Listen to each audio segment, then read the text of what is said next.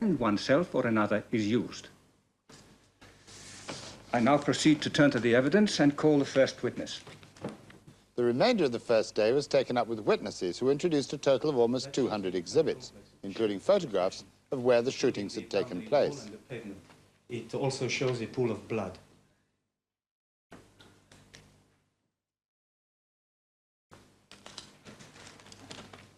The next witness I should like to call is O. I shall adjourn while the court is set up properly.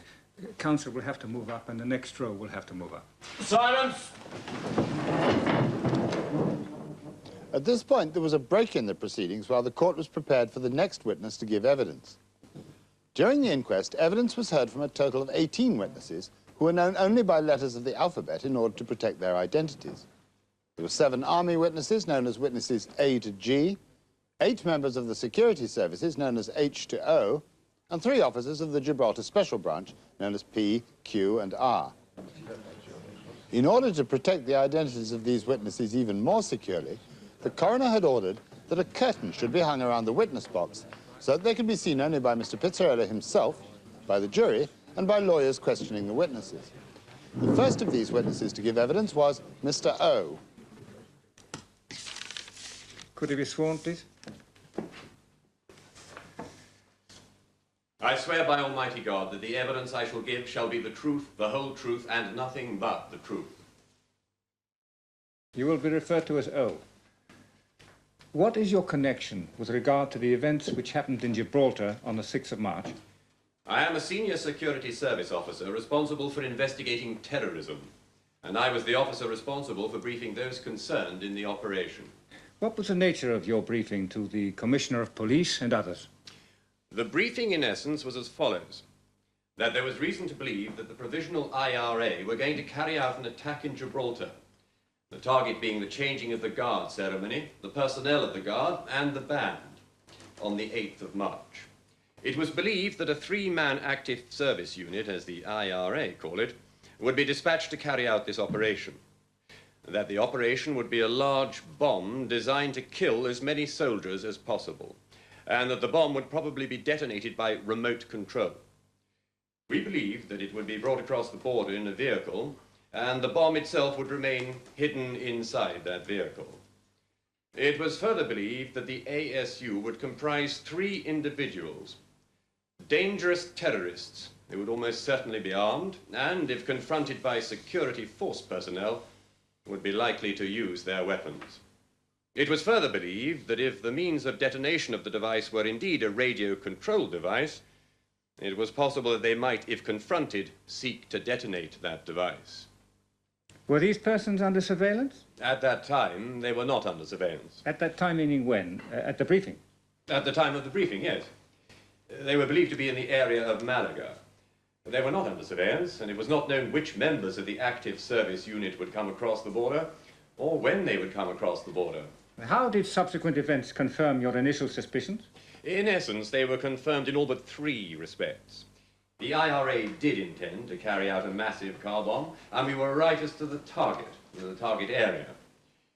The 3 areas in which we were not correct were, first of all, that on the 6th of March, when the incident took place, the 3 were not armed. In the second respect, the car that was parked on that occasion was a blocking car. And the third respect, when the car bomb was eventually discovered in Mairead, it did not contain a radio-controlled device. It contained a timer device. So we were quite wrong to have assumed that the IRA would have taken the events at Inniskillen into account in their plan, and we should not have assumed that they would have been anxious to avoid civilian casualties in Gibraltar. You became aware, did you, that the IRA confirmed that Messrs. McCann, Savage and Farrell had intended to cause an explosion? Yes, with the IRA statement saying that they'd been on active service at the time of the incident, and that they had been in control of a large amount of explosives. They actually issued that in the press statement. Yes.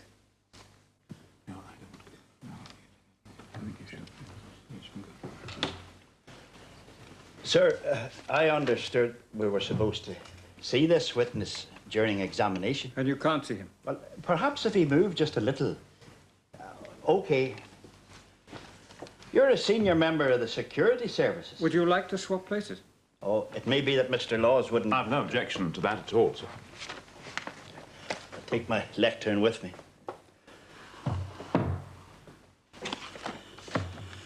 Now, it was your brief, you wouldn't disagree, that the target was to be a Tuesday target. Only on Tuesday. Yes. Hey, but it would be the height of nonsense for them to carry a detonator into Gibraltar when there was nothing to detonate. Yes. O told the court that the security service had come to the conclusion that if all three suspects arrived in Gibraltar at the same time with a car, that car would probably contain a bomb. Well, if the primary concern was the protection of people against the bombing, why was the suspect car allowed into Gibraltar at all? Again, I have to repeat, I was not actually here at the time. If I could answer from hearsay. Yes? Well? The answer is very simply, the car was not seen to cross the border. It was not possible. A large number of vehicles crossed the border. It was not possible to be certain of identifying and stopping each and every one. But there were men in this town for weeks. No. At this point, Mr. Laws, for the Crown, made one of his interventions based on 3 public interest immunity certificates, which he presented on the first day of the inquest. One of those certificates, signed by Douglas Hurd, the Home Secretary, stated that the inquest should not inquire into the sources and means by which intelligence had been gathered. We may have to deal with these matters. I have already said, Your Honour, that neither vehicle nor people were under surveillance at that time. Having answered that, can you tell me why not, since their movements were known to the security services? That's a question about the deployment and the means of operation of the service at the time. The witness has already given Mr. McGrory his factual account of what was taking place at the time. Here is the dividing line indicated by the public interest immunity certificate. Mr. McGrory, if the witness has said that they were not under surveillance, that's the end of that. That's what he says. For the moment, I'll accept that.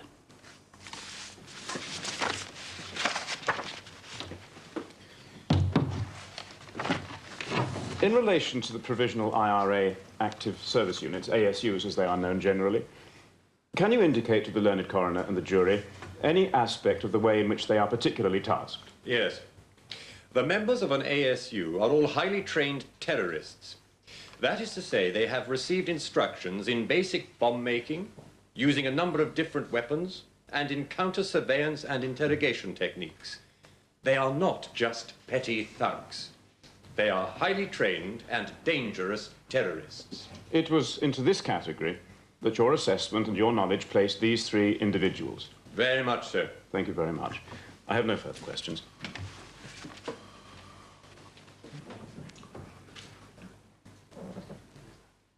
All right.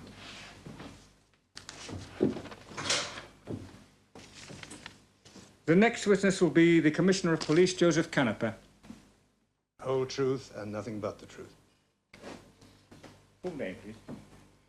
My name is Joseph Louis Canepa, and I am the Commissioner of Police in Gibraltar. Can you tell us all you can about the events of the 6th of March, previous to the 6th of March, and subsequent to the 6th of March?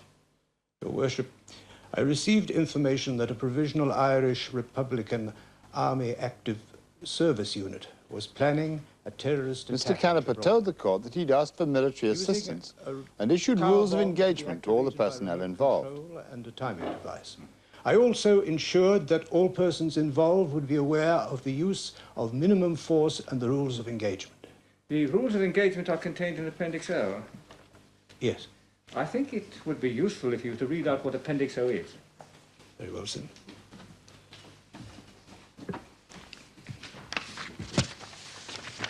Appendix O is firearms rules of engagement. General rules. Do not use more force than necessary to achieve your objective.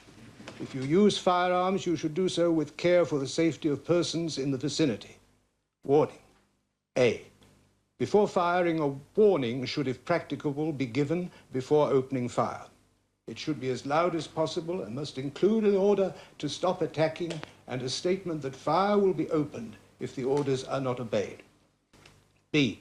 You may fire without warning in circumstances where the giving of a warning or any delay in firing could lead to death or serious injury to a person whom it is your duty to protect, or to yourself, or to another member in the operation. Police Commissioner Canepa explained that on the 6th of March, he had 3 separate groups of personnel on the streets of Gibraltar.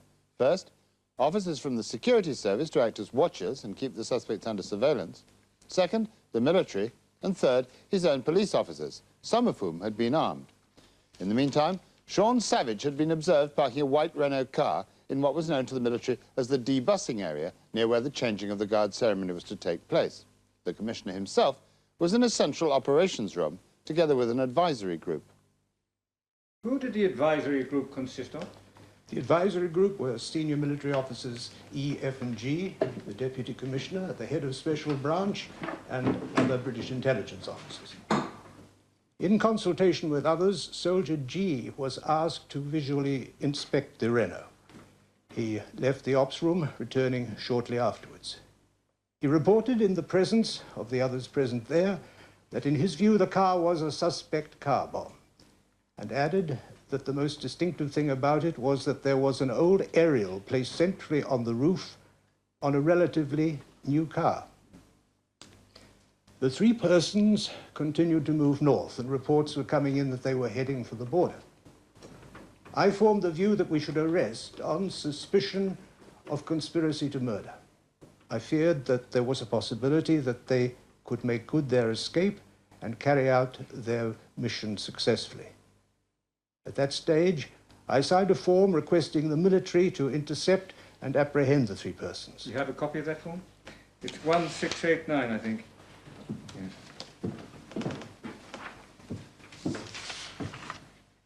Yes. This is the form I signed, Your Worship. Exhibit 161.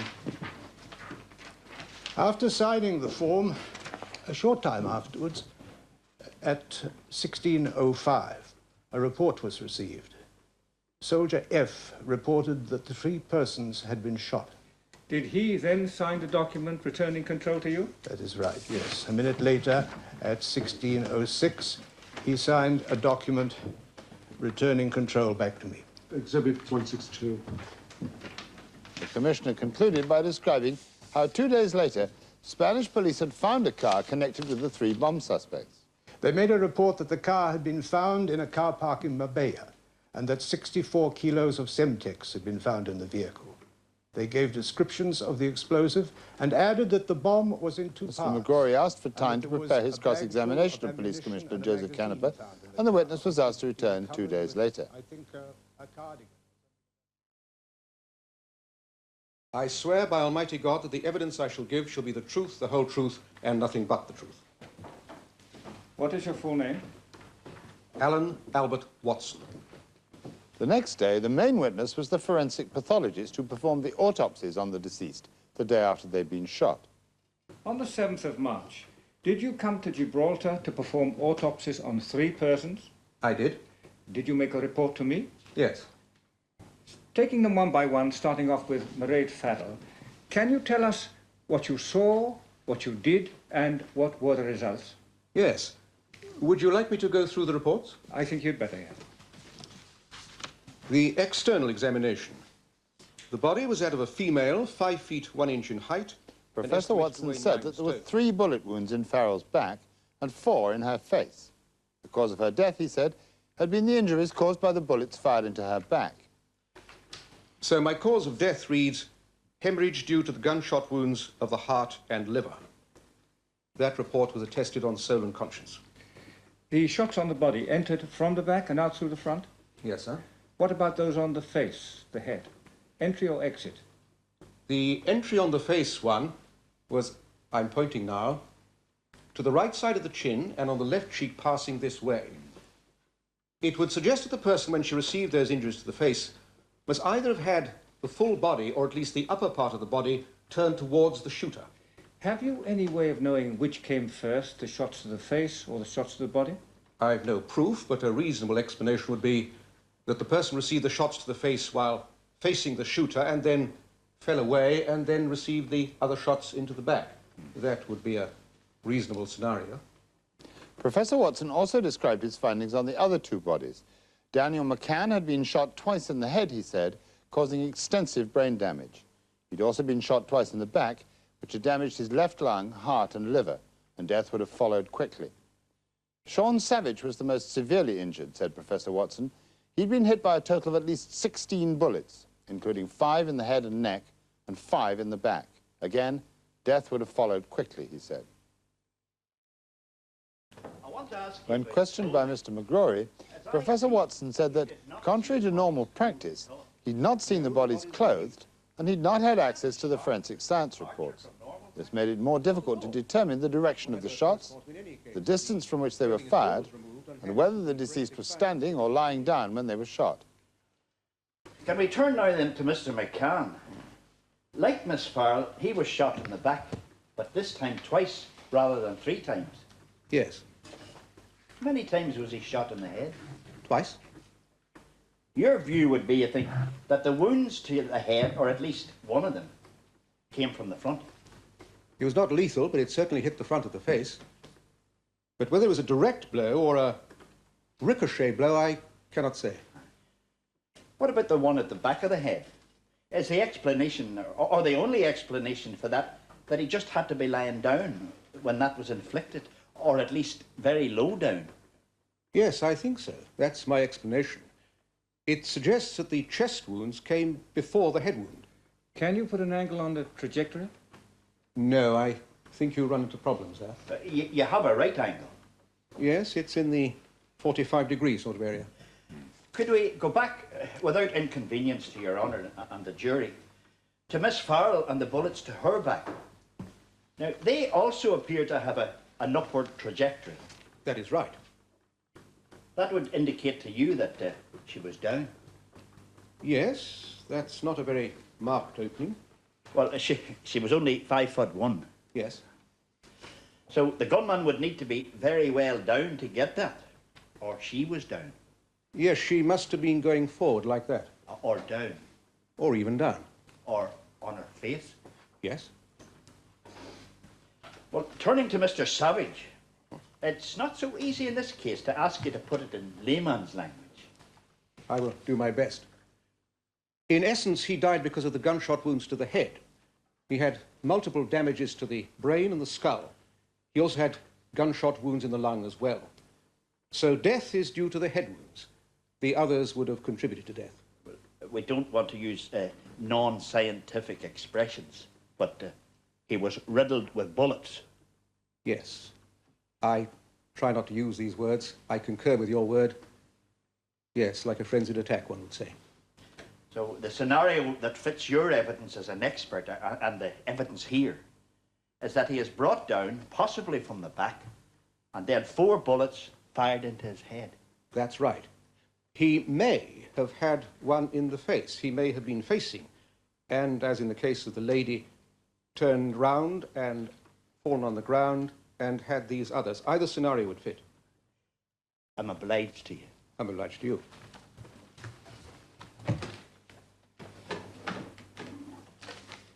Can I just deal with the general principle? This is this question that is often misunderstood. But when somebody is shot, is it a basic rule that if they're shot in the head, and particularly the brain, then they more or less die at once? Yes, as opposed to being shot elsewhere, yes. Can I come on to this? If a round goes into an organ, which eventually causes death, has not the person who has been shot still got an ability, maybe not to draw a gun, but to press a button if it is close at hand, if you've been seriously wounded and you have 30 seconds or a minute to live? Yes, but it would all depend on the circumstances. Have you ever heard, in your experience as an expert, of somebody who has been shot, say, peripherally in the heart, who was shot back and killed the other person before they died? Yes, we certainly have. That's true. Yes. I've no further questions. I'm obliged to you.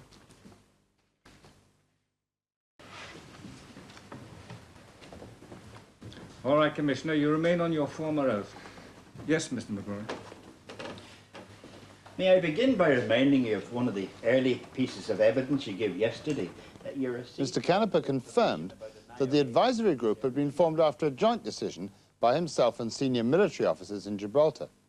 When asked about the event of March the 6th, the Commissioner explained that the suspect had not been arrested before they started their walk back to Spain because he wanted to be sure that they were the people they were looking for. and that they had in fact brought a bomb. Then Mr. McGrory questioned him about the handover of control to the military. Having considered the terrorist situation in Gibraltar and been fully briefed on the military plan with firearms, what was the military plan with firearms that you were fully briefed on? The plan was for the military personnel, once we'd signed over, to move in, intercept the 3 people, put them down. Then the police officers who were there on the scene, handcuff, bring them into police headquarters for further investigation. That basically was the plan. Might be an unfortunate choice of expression. Put them down. You mean order them to lie down? Yes. So they wouldn't be able to react in any way. They'd be handcuffed. Police officers would move in, the soldiers would move out, the prisoners would be brought into police headquarters. That was the plan. Using the minimum force? Yes. Even though it was believed these people might be armed? Well, one would aim for that. This would be one's aim. You hand over this to F. Now, I'm jumping a bit. Then in a very short time, after 4:05, a report comes in that the 3 people are now dead. Yes. Did that shock you? Yes. It was certainly something that was wholly unexpected and unwanted by you. Absolutely, yes. Commissioner, what were you faced with then? Did you feel that you were faced with a possible murder inquiry? Not quite. I was saddened by the news. I was saddened that these people had decided to come to Gibraltar in the first place. Never mind that. I was also saddened by the fact that blood was spilled in the streets of Gibraltar. That's what I felt. You were shocked that they were killed? Yes. And that you didn't expect or want them to be killed? No, that's true. But of course, you handed over control to quite different people at this stage. Yes, true. I was expecting an arrest. And then, the killing having been done, suddenly a document is signed within a short time, giving the whole thing back to you. Yes, true. Although you had no part in the act of killing, isn't that so? That's so, yes.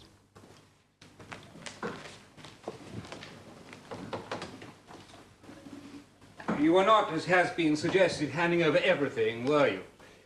You were not handing over control of police officers or anything like that when you handed over control? Certainly not. Or the control of the overall operation? You weren't handing that over, were you? No. You were handing over the primary arrest, if I may put it that way, to selected soldiers. It is correct, yes. And it's clear they were going to do an arrest. Clear, yes. And there was nothing suggested, by word of mouth or a wink or a nod, that they were going to do anything else. Is that the position? I would not stand for anything like that. Thank you very much. Before the next witness gave evidence, the curtains were again drawn and adjusted, so he could be seen only by the coroner, the jury, and the examining lawyers. This witness was known to the court simply as Soldier F. He was the officer commanding the SAS team and a senior member of Commissioner Canepa's advisory group. He described the role given to his men. The purpose of the military force in Gibraltar at that time was to assist the Gibraltar police in arresting the provisional IRA bombing ASU. It was made clear to us in the rules of engagement, which had just been issued, that we were subject to the instructions of the police commissioner to arrest the offenders, to disarm them, and then to defuse the bomb.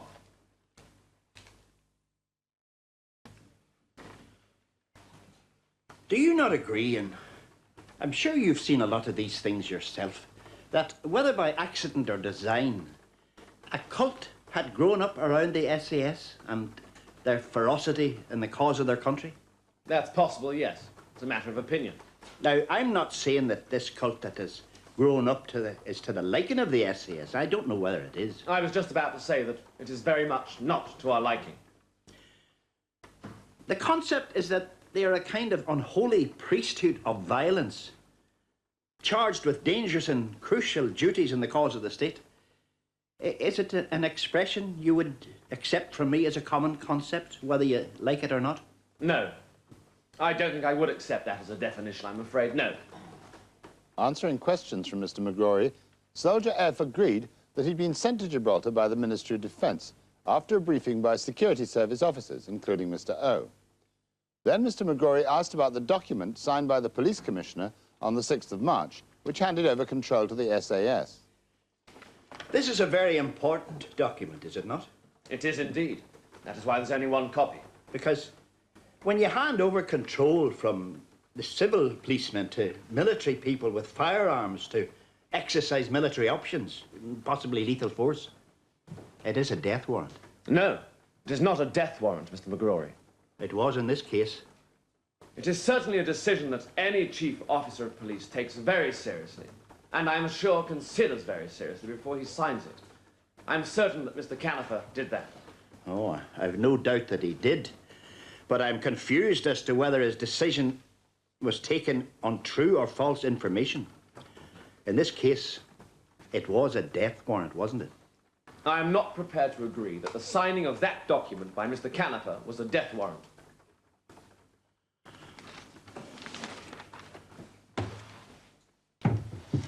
In the last 10 years, or over the last 10 years, do you know what the ratio of arrests to kills has been in these operations?